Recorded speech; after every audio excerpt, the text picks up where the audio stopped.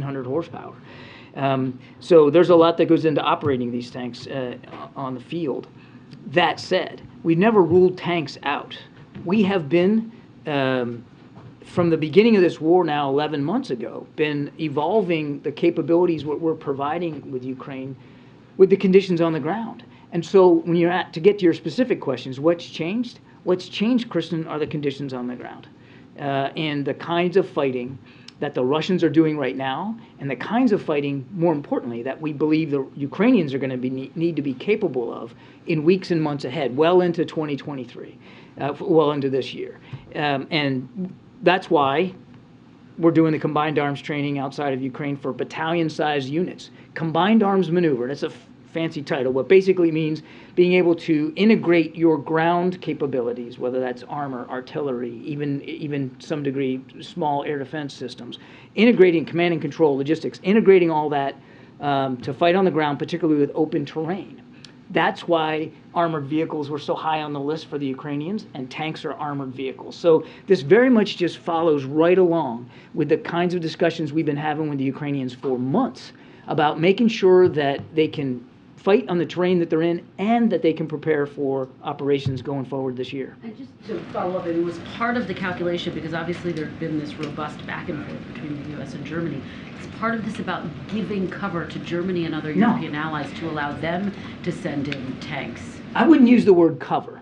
What this decision does do is show that how unified we are with our allies and partners, and doing all of this in a coordinated way. So today you saw that Chancellor Scholz announced that they're going to provide immediately a company of Leopard tanks. A company's about 14, and there's 2 companies to a Ukrainian battalion, and he's going to be working with allies and partners to get additional companies of tanks, Leopard tanks, into Ukraine. It's about coordination. It's about the unity here and the resolve that we all have together to help support Ukraine. Thank you. Thank you very much for the question. Could you get a little more specific about how many tanks Ukrainians would like to have? I mean, I know you're going to say it's their decision, but obviously you're communicating with them the whole time. How many they would like to have to get what they want to do done, i.e. these counter-offensives? And do you think they're going to get there with this whole hodgepodge of different Western contributions? So you're right, I'm not going to speak for President Zelensky. I think if he was up here instead of me, he would tell you he wants as many as he can, as fast as he can. So the battalion that we're going to provide, that's 31 tanks. And that's for a Ukrainian-sized battalion. An American battalion has more tanks in it, but the way they're organized, it's about 30 to 31 tanks. And again, the Germans are going to help organize another 2 battalions. So that's about 60 more, roughly. And that's just what was talked about today. The Brits have agreed to send some of their Challenger tanks. You heard the president talk about the French and their contributions to armored vehicles. So there's a lot that's being applied to this. And armored vehicles are important. You know, you don't go after a crocodile with a cornstalk. And these vehicles, these tanks, those armored vehicles, they're going to have an effect. Okay, but just given the goals which are approaching pretty quickly, right? If there's going to be a spring offensive, we're talking maybe in a couple of months or so. Do you feel confident that the Ukrainians are going to get to where they want to be in terms of the armor for these combined arms maneuvers you talk about? That they're going to have all that kit ready? I can go so far as to tell you that it is our goal, and a goal shared by our allies and partners, including in the phone call this morning that the president had. That we accomplish exactly that goal, that we get to Ukraine the capabilities they need to be successful on the battlefield today, but just as critically in the future, going forward this year. Because right now, I mean, it's wintertime, so the conditions are not great.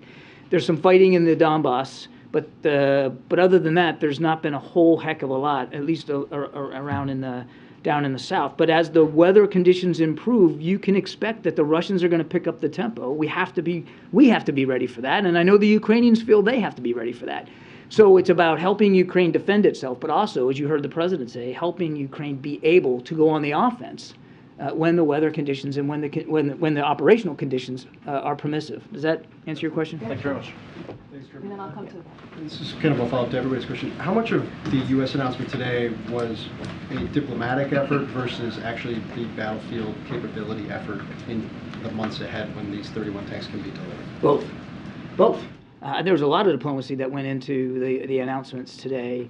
And you know, I know we've all been focused on the last few days and things that have been said publicly, but actually, I mean, the effort, the decision you saw today by both Germany and the United States was several weeks in the making through many discussions with the Germans and with our allies and partners. But it also, there's a military component here too, Phil. I mean, I get it. I get the, you know, where you're kind of going is that these tanks are not going to get there for many months, and I understand that. But those Leopards won't take quite as long to get there as the Abrams. And we're not wasting the time. I mean, even as we procure these tanks, we're going to be, the Pentagon will very soon start doing the training for Ukrainian tankers, Ukrainian troops that man tanks, so that they can be ready to receive once those tanks are on the battlefield. Another point that's worth making is it's not just about how to operate the Abrams, to Kristen's question. It's how to maintain them, and it's how to have an organic supply chain process, a logistical sustainment process, so that you can keep them maintained and in the fight over the long haul. Ask one quick thought. We always hear after announcements like this, and you've talked about the progression as the battlefield conditions have changed, the Russian threats of escalation or talking about crossing red lines. Do you feel like those threats at this point are both just par for the course, but also somewhat empty? In the sense that, you mean the Russian threats? Yeah, they don't seem to stop anything. Well, we don't. I mean, look, we don't just take anything for granted when they say it, and we're not dismissive. That said, these tanks are meant to help Ukraine fight effectively on open terrain, to defend their sovereignty and their territory, and to win back territory that the Russians have taken from them. And as the president said, they don't represent an offensive threat to Russia. Do they represent a threat to Russian soldiers? You bet they do, but not to Russian soldiers that are in Ukraine, not to Russia proper. Thank you, Karine. Hi, John. Actually, Phil asked my question, but Oh, good. So we can go to the next no, one. I have a follow-up on that. You know, the expectation that these tanks will be delivered within a month, at least 4 months. I mean, correct me if I'm wrong.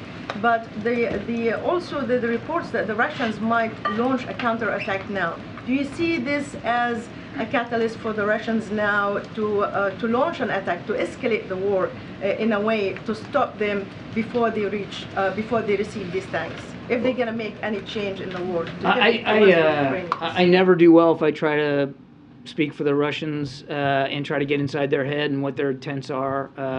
What we do believe, all I can tell you is what we believe, and that is that the Russians, Mr. Putin, will use the winter not only to conduct operations, which he is in Bakhmut and Soledar, but to use it to regroup, to retrain, to re-equip, and to prepare himself for continued fighting when the weather improves. So we want to make sure that we're using this time as best we can. To help the Ukrainians in the fight that they're in today, but make sure that they're ready for the fight tomorrow, that they're ready to defend themselves against whatever offensive operations the Russians might be planning to do when the weather improves. So again, I can't predict perfectly how this is going to go, but this is very much, you know, some of the criticism I've heard, and I've heard it when I was at the Pentagon too, is, you know, it's hand to mouth, and you guys aren't thinking ahead, and it's just whatever the need is for today. And this decision today is very much indicative of the president's long-term commitment to Ukraine and how he has tasked the national security team to think ahead, to plan ahead, to help the Ukrainians get ahead of what's coming down the pike. Can I follow up on that? Two quick follow-ups. You noted that our military aid to Ukraine has evolved with conditions on the ground, and the president previously said that these M1 Abrams were needed to liberate Ukraine. Does the administration expect any operations moving forward that would include retaking Crimea or lands that were lost during the Russian invasion? I'm not going to talk about Ukrainian operations. I would just never violate their operational security, and certainly wouldn't divulge from the podium what their plans and intentions are. I will only say this, that we do not dictate to the Ukrainians how they operate, where they operate. what missions they conduct, what targets they choose. We help them with usable information and intelligence as best we can so that they can be successful, but these are their decisions to make. It is their country, their war. Our job is to make sure that they can prosecute that war successfully. And I want to follow up to make sure that I understood you correctly. You said previously in your assessment of both military and economic aid to Ukraine that at this point, thus far, you haven't seen any signs of corruption or misuse? Correct. Thanks, John. Can you tell us a little bit more about how the U.S. settled on the number of tanks it's providing, 31? That's a very specific number. I kind of got to it a little earlier. It's basically the size of a Ukrainian tank battalion. In America, I'm getting a little bit astray of my knowledge. I was a naval officer, but as I understand it, an American tank battalion has about 50 tanks in it, and it's organized with more companies to comprise a battalion than in Ukraine. It's just the way the Ukrainian army is organized. It's not right or wrong. It's just that their battalions are basically, I believe, 2 companies. So they're just smaller. And so 2 companies, that's about 15 tanks a company, and that's how you get to 30, 31. And then, usually at least one of these tanks is the commander's in there, and so you've got a command and control tank that sort of is in charge of how they're operating on the field. And now I'm really, really going astray of my expertise. But I think that's about as far as I can go. The Ukrainians said today, thank you very much. Now how about some 4th-generation fighter jets? What are the chances of that happening? We're in constant discussions with the Ukrainians about their capabilities. And as I've said, we evolve those as the conditions change. Can't blame the Ukrainians for wanting more and more systems. It's not the first time that they've talked about fighter jets, but I don't have any announcements to make on that front. Go ahead, Christina. Is there concern that if any of these tanks were to fall in Russian hands, they would have access to the latest U.S. technology? There's always what we call tech transfer concerns, I mean, that would be the case with other systems that we have provided to Ukraine. But, and this doesn't, kind of gets to the corruption question, but not really. We just haven't seen any indications that any of the material that we have provided Ukraine isn't being stored appropriately, used appropriately, maintained appropriately, and being fought with appropriately. We're just not seeing that happen. But is that a potential risk? It's always a risk in war. It's a risk when we fight a war. But that's why we're working so closely with the Ukrainians on accountability, and we've really increased our efforts through the Defense Attaché's office in Kyiv to work with the Ukrainians on accountability, so that we have a better sight picture on where these things are at any given time. But it's a war, and you can't forget that. I mean, it's a war. Thanks, Karine. John, why not take the Abrams out of existing stocks to get them there faster? Is there a reason that you want more training before that happens, or is there some U.S. need that you want to keep that? The Pentagon assesses that they don't have any excess Abrams in their inventory, that all of them are gainfully employed, if you will, for our own national security defense.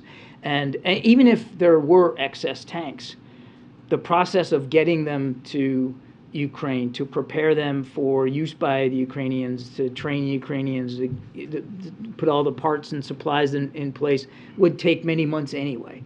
So it's not like this procurement process is really costing us any time than if we just drew them down out of our own stocks. But the real reason is we just don't have them. We don't have excess tanks.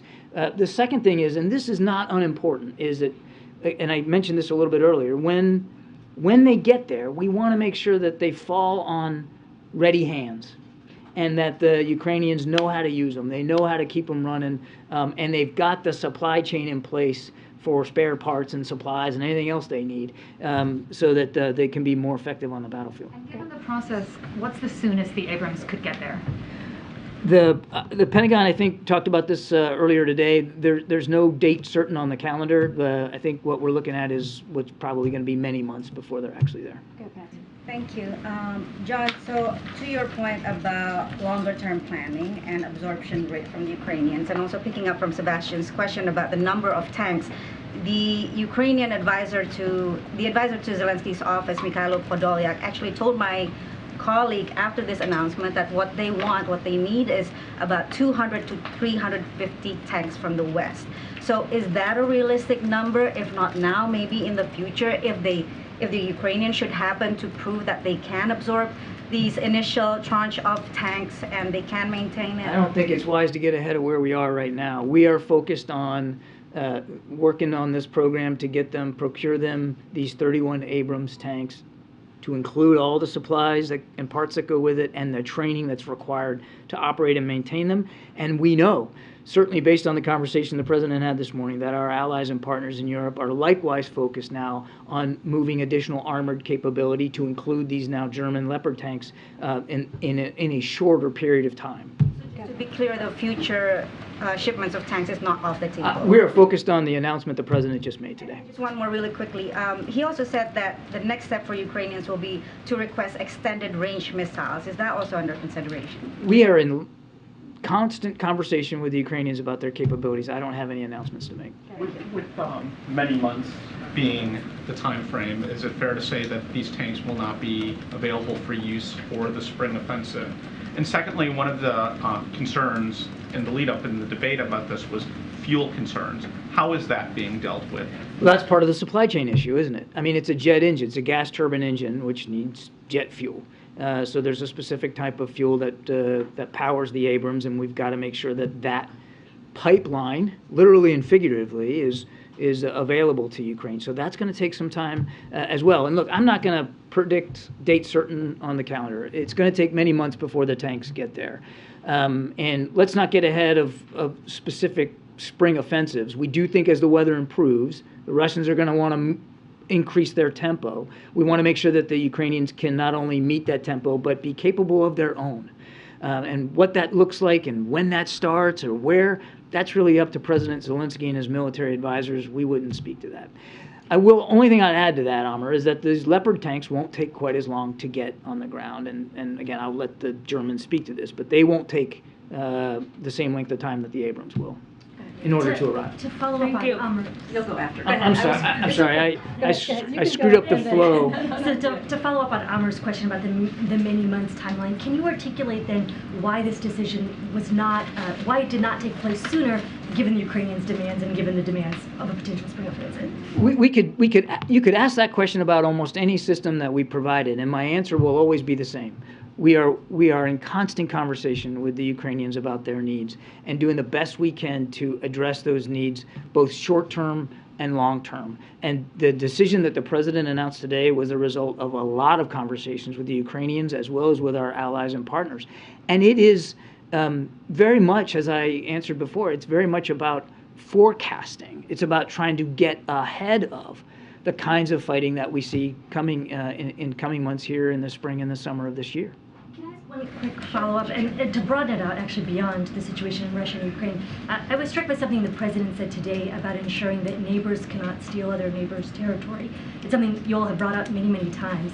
And I'm curious if you can kind of help us understand why the administration has not changed course on your predecessor, former President Donald Trump's position on the Golan Heights, and what makes that situation distinct from what's going on in Russia and Ukraine? Look, the different scenarios completely, and I'm not here prepared to talk much about that, except to say we've been very consistent that we want to see a two-state solution, and we believe, the President believes, that a two-state solution is possible and could be viable. But it takes both sides to be willing to commit to that, and we don't want to see either side take unilateral actions that would decrease the possibility of actually reaching a two-state solution. Could you please bring us a little bit behind the scenes about the negotiations? You're behind her. I couldn't see it. Thank you. I was wondering if you could give us some details about the negotiations behind the scenes with the Europeans. You want me to talk behind the scenes at the podium? Yeah, a little bit. Especially what type of conversations have there been with the European Union and with the government of Spain? The discussions have been very robust with our European allies and partners, again, for many weeks here. And certainly the discussion today that the President had with his counterparts in the UK, France, Germany, in Italy was, again, very productive, very candid. All these leaders are rightly focused on doing what they can to help Ukraine and rightly focused on the future. I can't speak for Spanish decision-making here. Spain obviously has been a contributor and a supporter of Ukraine, and that's always welcome. And I think the president addressed some of their contributions today, and we look forward to continuing to work closely with Spain going forward. James, in the back. I'm sorry, I didn't have a question. Okay. I have a question. Thank you. Wait. You don't have a question, James? Are you kidding me? Are you kidding me? Can we just have this for the record? Oh my goodness, yes.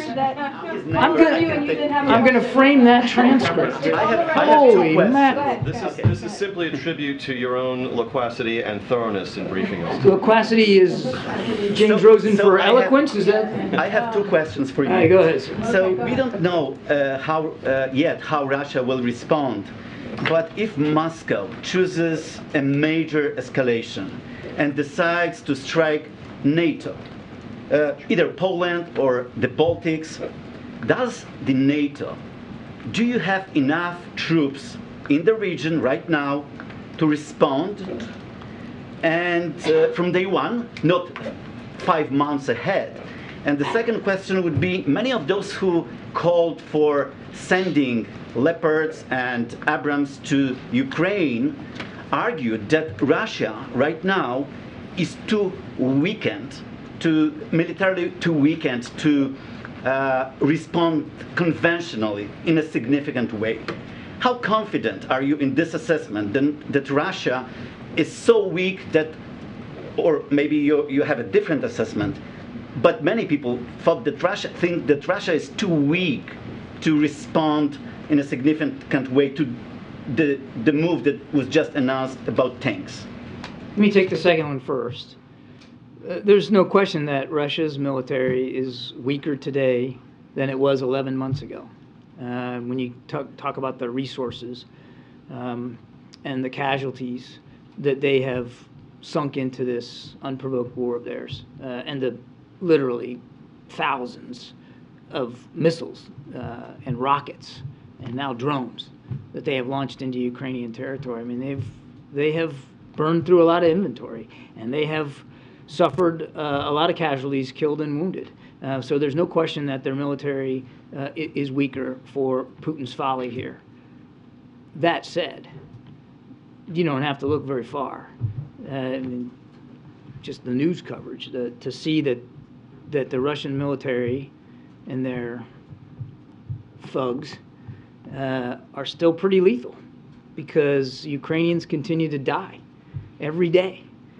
And so I think if you were to ask a Ukrainian here, how weak is Russia, I don't think that they would tell you that there's not still fight left there. And that's why we're so focused on making sure that Ukraine can continue to defend itself and to have the capabilities to fight back and to succeed on the battlefield. On your first question, all I can tell you is we have seen absolutely no indication that Mr. Putin has designs on striking NATO territory.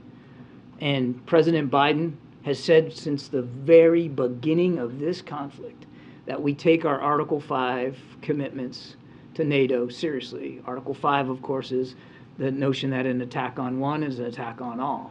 And we take that seriously. In fact, we take it so seriously that President Biden ordered an additional 20,000 American troops alone onto the European continent, and they still are there. Now, we'll be rotating them in and out, but the net number of 100,000 American troops on the European continent has stayed the same and will stay the same for the foreseeable future. Make no mistake, the security environment in Europe has changed. Not is changing, not will change. It has changed because of what Mr. Putin did. And the United States anteed up for that and made clear to our NATO allies, particularly on the eastern flank, how seriously we take our responsibilities to those Article 5 commitments. And Mr. Putin needs to understand that. But do you have enough troops? Because many of those countries send its own tanks, missile systems to Ukraine. Well, we're sending missile systems, and now we're sending tanks to Ukraine as well. Every nation is making these decisions as best they can to support Ukraine, but they also still have sovereign responsibilities to their citizens to defend their countries. And so they're all making that calculus, as are we. I can tell you that from our perspective, I can't speak for every NATO ally, we are confident that we have the capability, the energy, the talent, the manpower, the resources to meet our Article 5 commitments to our NATO allies. Are there any signs of a nuclear threat? Thank you, Karine and John. Got two questions about China. First, Karine told us yesterday that the U.S. has been communicating with China about the implications of helping Russia. Can you tell us what China's response was to the U.S. communication, and if China continues to provide economic support, and including by selling non-lethal military aid to Russia, would the U.S. impose stronger measures than just communicate? I won't get ahead of decisions that haven't been made, and I'm certainly not going to detail diplomatic conversations. We've been very clear publicly, and we certainly have been clear in private settings with Chinese leaders that we don't believe that now is the time for business as usual with Russia, and that we want to see every nation sign up to the strict sanctions regime and abide by those sanctions, meet those sanctions, and do nothing to support Russia. Now, every country makes their decisions for themselves, just like I said before, and China's going to have choices that they're going to have to continue to make here about what side they want to be on. We know they're still buying Russian oil, for instance, and it's not clear, whether they will abide by the cap. But this is the time for the international community, and you're seeing so much of it today in this decision, to really continue to rally around Ukraine and to make the right decisions. Follow up on China, sorry. So China's been saying that there's 70,000 COVID deaths in just over a month, up from just a dozen reported earlier this month. Does the U.S. believe that new number by the Chinese government, saying that there's been 70,000? The Chinese, we have continued to encourage the Chinese to be cooperative with international reviews and studies about COVID, and they have not been fully transparent, and we cannot speak to the veracity of those numbers. We urge China to be fully transparent about what's going on. Sorry, I think, ma'am, I gotta move on. I appreciate it. We all have questions. If back to the timeline, if I may, you saying repeatedly today that it's going to take many months for all these tanks to be delivered. Taking a step back, should Americans see that as a sign of a harsh reality that this war is nowhere near from over? I think we need to prepare ourselves that to continue to have to continue to support Ukraine for quite some time. I can't be perfectly predictive on that, and I obviously, and you heard the president say this today, we'd like to see this war end today, and it absolutely could. All Putin has to do is pull his troops out of Ukraine, call it a day, and it's over. But he has shown no signs of being willing to do that. And so we got to make sure that Ukraine can succeed on the battlefield so that they can succeed at the negotiating table. And it's difficult to be able to predict how long this is going to go on. But we have to be prepared. And this is I think, to get to your question, well, I can't tell the American people exactly how long it's going to take. We have to be prepared to stay at this task of supporting Ukraine, as the president said, for as long as it takes, with the expectation clearly that we want it to end quickly. We want it to end now. But again, we have to stay at that task. And there's been terrific bipartisan support here in town, bicameral and bipartisan support here in town for support to Ukraine. And the American people, as the president said, they too have been supportive of this. They understand what's at stake, and it's obviously Ukrainian sovereignty and Ukrainian lives, but it's bigger than that. It's about the principle of sovereignty. There's also been, if I could really fast, there's also been bipartisan outrage and frustration over the last few days that there are just more and more disclosures of classified documents showing up in places where they were not supposed to be. From a national security perspective, you work in national security, how concerned are you, and does the system need reform? I'm going to defer most of the document questions to Karine. The only thing I'd say here is that you're welcome. Thank you.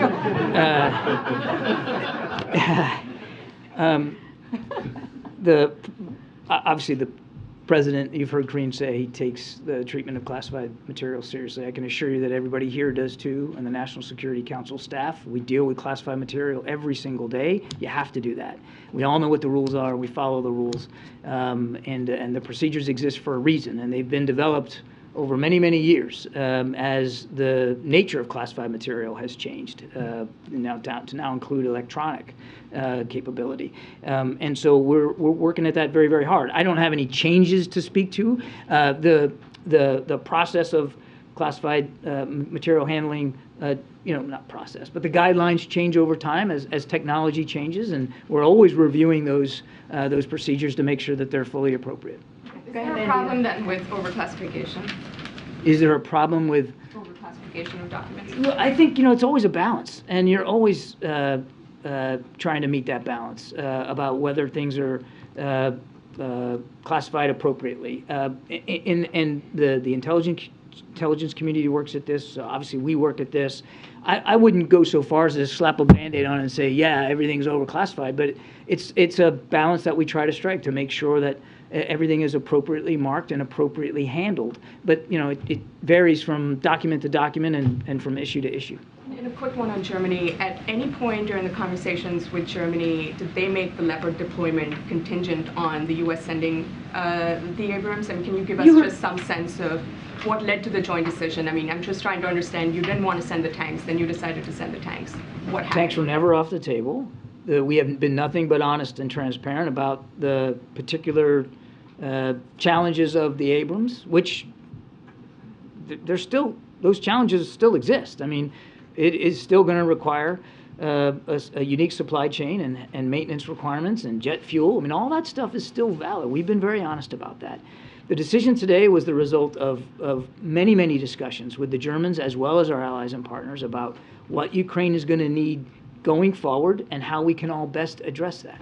Just a couple more. Go ahead, Michael. Mr. Kirby, can you take a question on Go ahead, Africa? Michael. Go ahead, Michael. Can you talk a little bit about the to training process for learning how to operate these tanks? What is involved in that? How long do you think it would take the Ukrainians to get up to speed?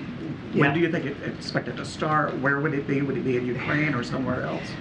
We're still working our way through the details of that, and I'll refer you to the Defense Department for more granularity. I can tell you a few things. One, the training will absolutely not occur in Ukraine, but they haven't landed a location for where that would take place. But it won't be inside Ukraine, clearly. And they will run an ambitious training program for them, as we have on every other system. The Patriot battery training is ongoing right now at Fort Sill, Oklahoma, and they've been able to accelerate parts of that so to get Ukrainians trained up on it at a pace that's a little faster than what we would do, because the need is exigent. And I think you can expect that the Pentagon will take that same approach on the training on the Abrams. But how long is it going to take? I really am not able to say. They're still working their way through that. We don't think that it will take too much longer.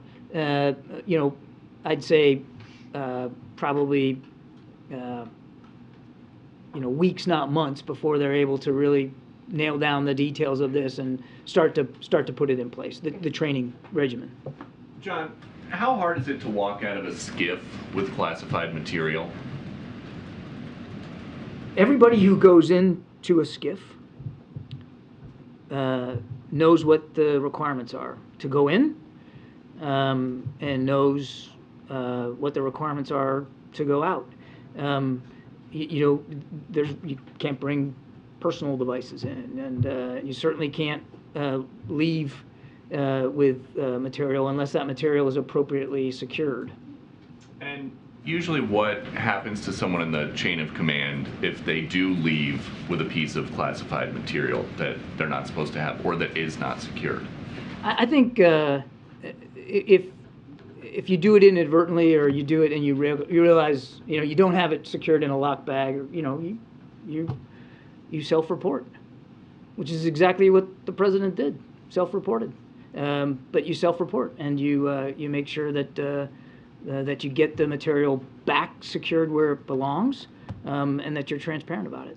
Two more questions. Alex in the back. Alex, and then Thank you, Admiral. I understand that the distinction you're making between offensive weapons and defensive weapons, but the Russians are not seeing that subtlety, or perhaps intentionally, right? They're calling, I mean, one of their propagandists is calling for, the annihilation of Washington and Berlin and London and Paris. Now, that's just indicative of the mood in Because Moscow. of this announcement?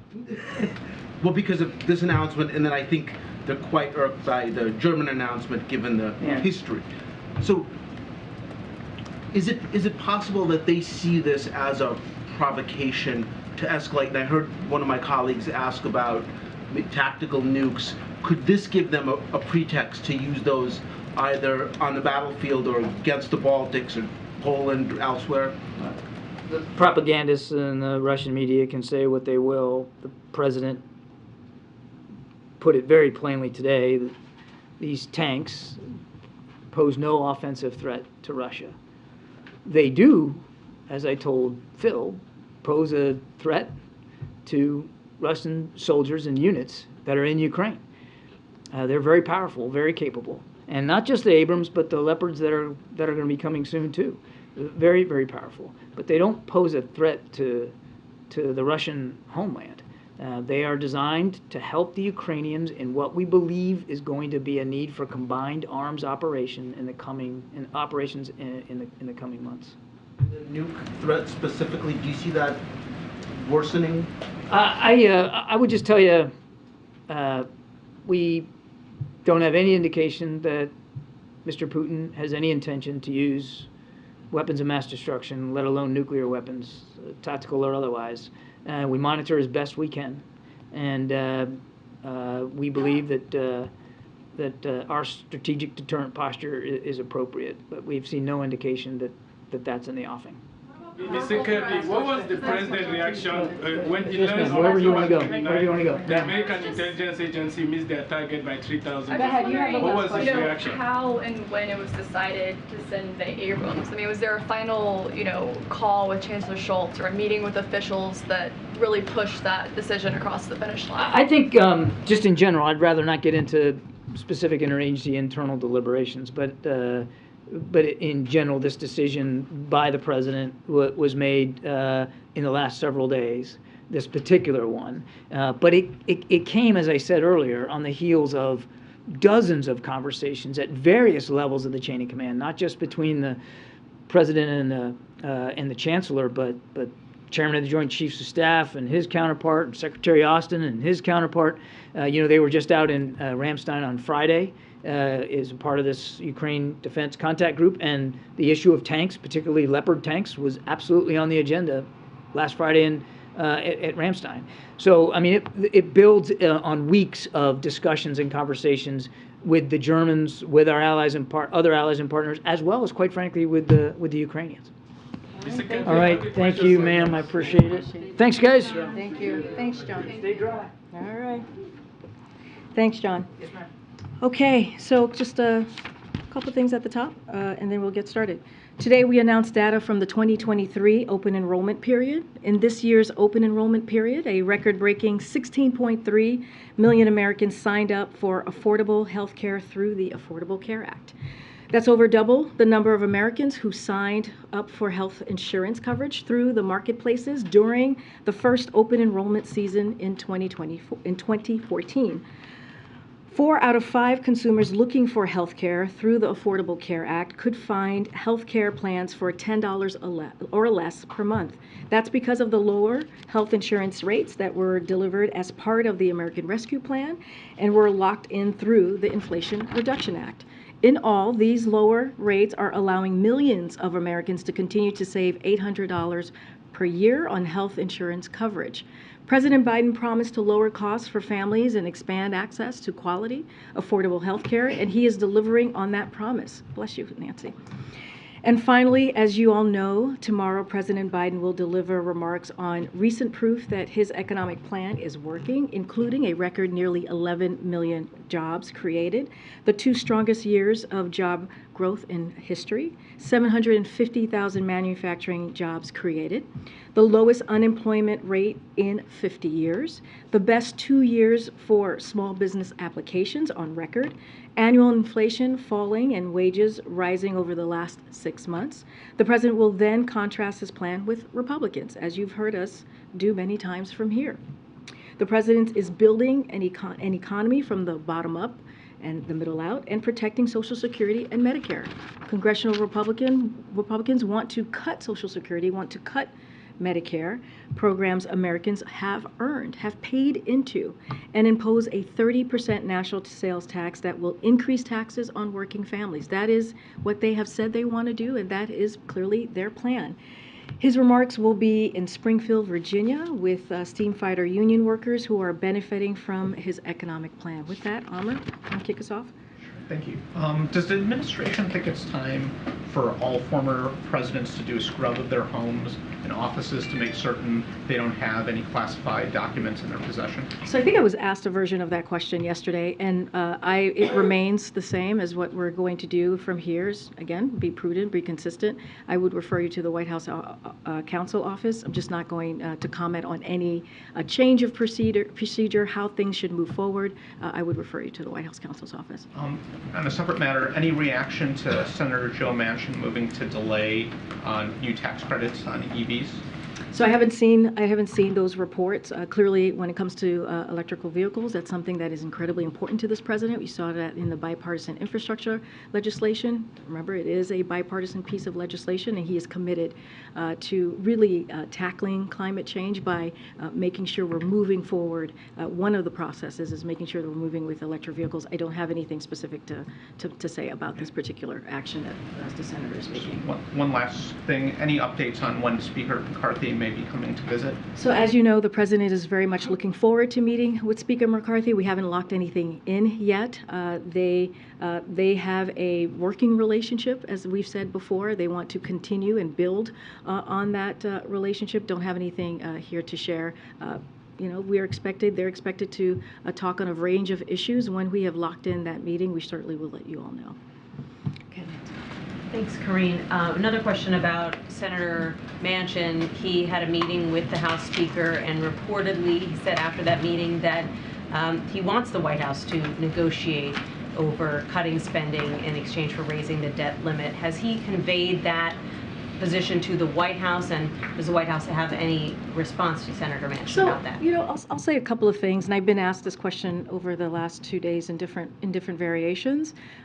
Look, I don't have any conversations to share that was had on this campus with Senator Manchin. As you know, we talk to congressional members from both sides of the chamber very regularly. What I will say is the president has been always very clear. If folks have ideas on how to deal with the national debt and lower the debt, he's happy to hear that conversation. He's happy to hear those policies and those ideas. And as you know, you've heard me say this many times, 1.7 trillion, which is a record number that the president has been able to do to bring down the deficit. When it comes to default, we see this as a separate matter. We see this very differently, and it should be done without conditions. We've been very clear about that. And if you think about just the basic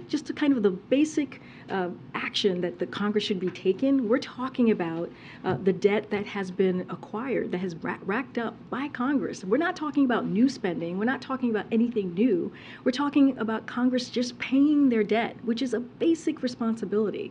90% of the debt that has been racked up happened before the president walked into the office. So again, it should be done without conditions. We've been very clear about that, and we'll continue to share that with whoever wants to listen. And then on a separate topic, there are some House Democrats who are now calling on Speaker McCarthy to limit Congressman George Santos's access to classified information based on some of his connections and some of the lies that he's told about his background. Does the White House share that view that he should be restricted from viewing classified information? What we have said about Congressman George Santos is that this is something, as it relates to committees or any actions that members need to feel like they should be happening, that is something for Congress to decide. That is something specifically for the Republican conference to decide. They are the ones who should figure out what is owed to the American people. We're not going to comment from here. We're not going to comment on actions that they're taking on other congressional members from here. But again, we believe that is something for Republican conference. They have, as you know, the majority in the House, and they should be deciding on how to move and what is owed to the American people. So you don't have any concerns about him viewing classified information? This is something, again, that should be decided by congressional members. We'll leave it there. Can you assure the American people that when President Biden and Vice President Kamala Harris leave office, no classified documents will walk away with them to places they shouldn't be? So I'm going to be very careful here. As you can imagine, what I can say is repeat what the president has said multiple times. He takes classified information. He takes classified documents very seriously. His team currently is fully cooperating with the legal procedure that is happening under the Department of Justice and also the special counsel. I'm just not going to go beyond that. I'm not going to predict or lay out anything that might happen in the future. What I can say is this is something that the president, this is a matter, an issue that the president takes very seriously. Another topic. Any reaction from you from the White House about Speaker McCarthy's decision to keep Representative Schiff and Swaller from the Intelligence Committee? So I'll say this. Representative Schiff, Representative Swalwell, and also Representative Omar are, our expertise and bring a lot to the table when it comes to foreign policy and national security. And we'll say this, we'll say that, when it comes to that committee, it should not be politicized. It should be independent. And again, those congressional members bring a lot of expertise to that committee, and I'll leave it there. Okay, Nandy. Thanks, Karine. The White House has not confirmed the appointment of Jeff Zients as the next Chief of Staff. Is there a reason you're not doing that? Can you give us a sense of when you're planning to announce that? And how soon will Ron Klain be leaving his position? Look, I'm not going to talk about an internal process from here. What I can say is that we just don't have any personal announcement to make at this time. Look, I do want to say that Jeff is currently a colleague here of mine, and I've known him for many years. And I've spoken to Ron and his leadership just the other day as a chief of staff, and how we were able to get to where we are with the successes with legislation, historical legislation, in part because of his expertise. And he has always been a pleasure to work with, and we're going to continue clearly to work with Ron as long as he's here. When it comes to Jeff, I've known him as well for a very long time. He's a great implementer. He's a great with operations, and he's also an amazing human being, which I think should matter as well. Just don't have any personal announcements, personnel announcement to make from here. And when we do, we certainly will share that with all of you. Will Ron Klain at least be staying on until after the State just of the Union? don't have anything. I don't have anything to share, any personnel announcements to share at this time.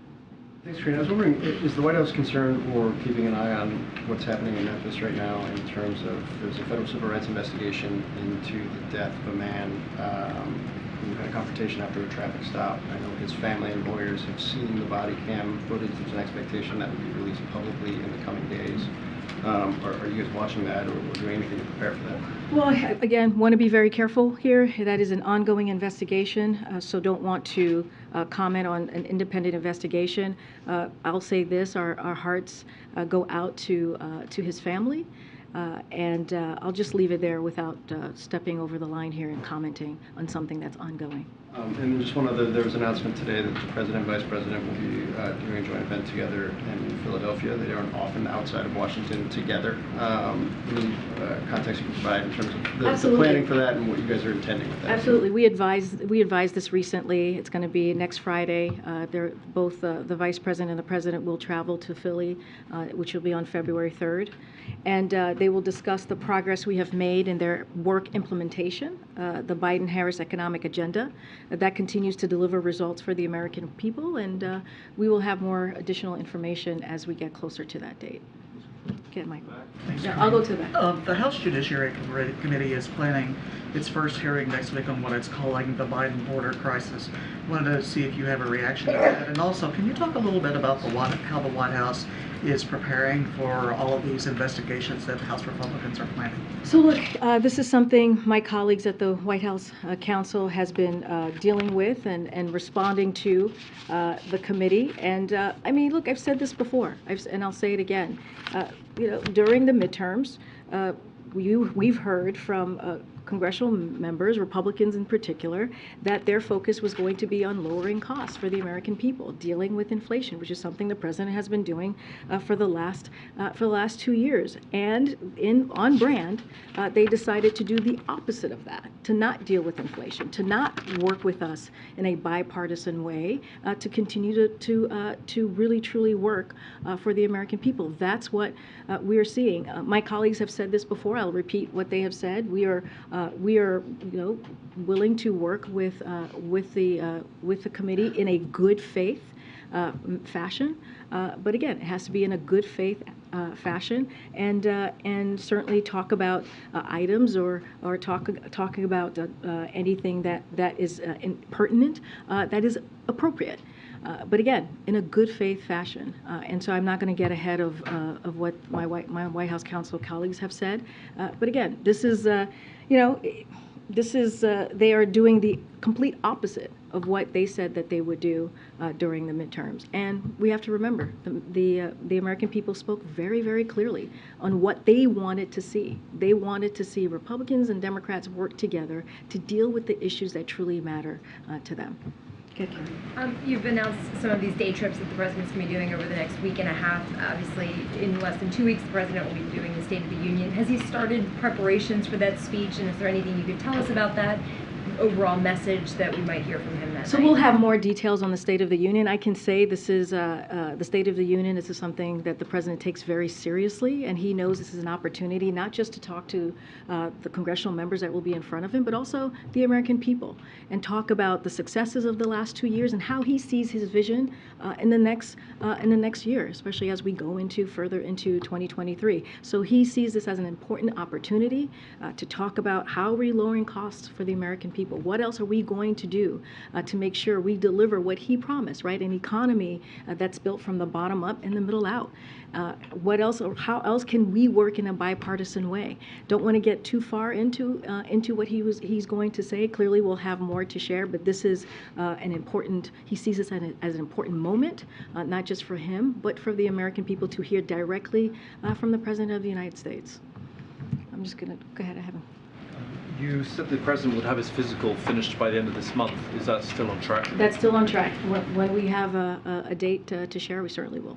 Okay, just one other quick one. The House Oversight Committee is looking into Hunter Biden's art sales, or the sales of his own art. Is the White House concerned about that? Does it have any response to it? I will refer you to Hunter Biden's representatives on this.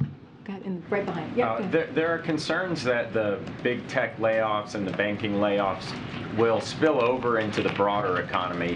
When the president speaks about the economy tomorrow, how will he address those fears and the fears of a recession? And look, we understand, the fears. But what I will say is that, and I've spoken to this a couple of times, that there is data, job data that we have seen, job opening data that we have seen, where layoffs remains record low.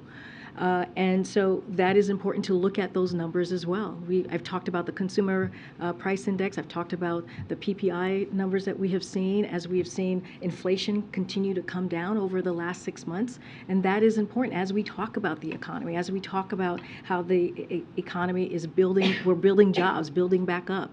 And so those are all important data points that we watch as well, that all of you do as well. You look at the GDP, it grew by 3.2%. All of that is important as we speak to this, as we speak to what we're seeing just across the board. Don't want to speak specifically about private companies and tech layoffs, but there is, again, data out there that shows that the economy is growing, that shows that we are indeed going to a stable and steady growth, which is important, which is something that the president has worked, and you've seen this with his economic policy, has worked towards over the last 2 years. To follow up, You said the president wants to work in a bipartisan way. He said this week that he has no intention of letting Republicans wreck our economy, was his words. Does the administration view calling out Republicans as an effective tool when dealing with recession? So I'll say this, and I've talked about this before. We are willing, and the president is willing, to work with Congress in a bipartisan way, as he has in the last 2 years. We have seen results of that. But he's also going to call out Republicans, in particular in the House, who are saying they want to cut Social Security, who have said very clearly they want to cut Medicare, they want to cut Medicaid, or defense spending. This is what they are saying. This is what's coming out of the Republican conference. And the president has said that he's going to fight every day to protect those programs that taxpayers pay into. And we have to remember, those programs, they benefit veterans, they benefit our seniors, and taxpayers who, again, have earned the right to be part of those programs. So yes, he is going to call that out when he sees there is real danger against those programs. Okay, Niels. Thank you. Two quick questions. Just when the meeting with Speaker McCarthy happens, is it the expectation that it will be here at the White House, or is there any? I know the president's scheduled to go to Camp David this weekend. There's not going to be a possibility that the speaker is going to appear to meet with the president, some other off-campus. So let me just say this, just as a reminder to all of you. It is very common, it is tradition, right, for a speaker to meet with the president, especially in this instance, as we go into the 118th Congress. So there's nothing unusual, and we are looking forward for that to happen. Don't have a date set here, and I don't have clearly the expectation that it will happen here at the White House. But as soon as we have more information, certainly we'll share that with all of you. Question I had asked, I think about a month ago, if there's any update on the architect of the Capitol. There's been an ongoing investigation, and I know that members of Congress are trying to figure out if there's anything they can do, but the architect is actually a presidential appointee, so I'm wondering if there's any No, that's a very good question. I forgot to, I don't remember the question, but certainly we will take it back and come back and reach out to you with where we are on that. Go ahead, I know. Yeah.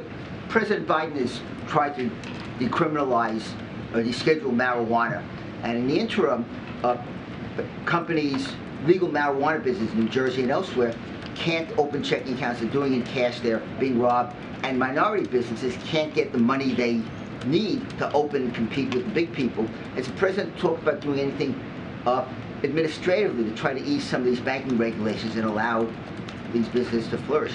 So I don't have any new policy announcements to make from here. As you know, this is something that Congress is working on, and we understand that there's interest in legislative and action, but I would refer you to Congress because, again, this is, again, what they're working on. Just don't have anything to preview on any new policies from here. Go ahead. Thanks so much. The president said last week he has no regrets in his handling of classified documents. When he saw how forthcoming former Vice President Mike Pence was, his team was about the fact that they did find classified documents in his Indiana home, did the president regret not telling the public about this immediately and instead letting it leak in the press? So I'll say this, and again, I'm going to be very prudent. I'm going to be very consistent here. We have seen statements from the president's personal lawyers. We have seen statements from the White House counsel's office that laid out, believe there was a timeline that laid out how this process went from our point of view. I'm just not going to go beyond that. I will refer you again to those documents, and I will just reiterate what the president has said. He takes classified documents, classified information very seriously, and I'm just not going to go beyond what he has said. I'm not going to go beyond what has been shared in statements by his lawyers. A number of lawmakers reacted yesterday to the revelations by former Vice President Mike Pence with some disbelief, saying that writ large the system is broken when it comes to top officials handling classified documents. Does the president, does the administration agree with that assessment? And does the president, as the commander-in-chief, feel it's his responsibility to do something about it? So look, I know my colleague was just asked this question, and I do want to be very careful. This is an ongoing legal matter here. Well, I'm not asking no, about the president's it is case, actually. But I hear you. Speaking, here we have a number of current and formers who have now acknowledged, yes, they found classified documents in their possessions in places that are not secure, the nation's deepest secrets. I hear the question. I feel like he needs to address this. I hear the question, and we're talking about the system. You're asking about how do we move forward. You're asking, like, what does the president think? And I am telling you that because there is I have to be really careful because this is a legal matter that is happening currently, and for me to comment on anything that's related to an ongoing investigation, that is not something that I can do from here. The president had said he was going to talk to us about this soon. He did make brief comments last week, but does he have any plans to answer the questions that we've been posing to him, to perhaps hold a press conference so that we can ask him a range of questions? Totally understand the question. I don't have anything to preview right at this time on any opportunities for the president to address this. But as you all know, and I know questions were shouted earlier, there's many opportunities that you all have with him where he takes all of your questions, and he has over the past 2 weeks. Answered questions I understand. We've been shouting. No, he's answered. Actually, when he was in California, he took a question. When he was in Mexico City, he was asked it. He took a question. The day after that, the day after that, he took a question. So I'm just saying that it's not that he hasn't addressed this at all. He has. I just don't have anything to preview on a potential press conference or anything like that, and an opportunity that you all will have to hear from him directly. But again, he has been asked a question a couple of times, and he's answered it, and you all have heard from him on that. Go ahead. Any comment, Karine, on the reports that President Biden is considering Fed Vice Chair Brainard as the next head of the NEC? Is there any timeline for that decision process for him? Look, I'll say this. Don't have any personnel announcements to make. The president would love to see and wants to see Brian D. stay as long as he can in the administration. And he has been here, as you all know. He's been many times to this podium, but he's been at the White House for more than 2+ years and has been an integral part of the president's economic policy of building an economy from the bottom up, middle out. Just don't have any personnel announcements to make at this time. Thanks, everybody. Thank you.